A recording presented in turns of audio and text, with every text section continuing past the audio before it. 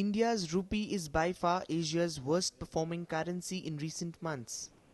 That has forced the hand of the Reserve Bank. Last week, it raised interest rates by reducing short-term funding to banks. Now it's tightening banks' access to cash.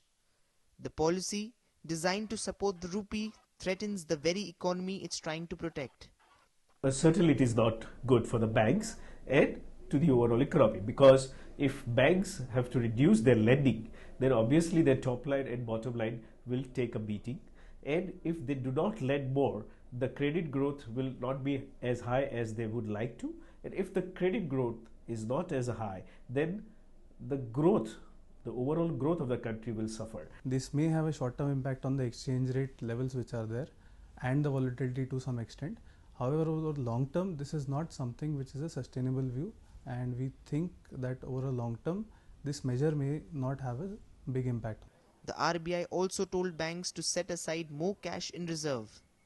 The measures combined sent the stock market's bank index to its lowest level in 10 months. The bank stocks have reacted to the fact that on an immediate basis, there will be impact on their profitability.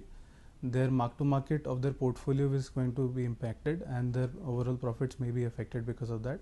Second is that their liquidity has become more expensive going forward.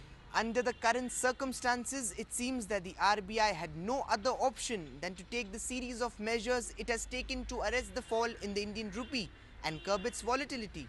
And it is highly expected that once this is achieved, the Reserve Bank will take corrective measures and go back to the previous days when lending was much easier and credit growth was higher. Murtaza Merchant, Channel News Asia in Mumbai.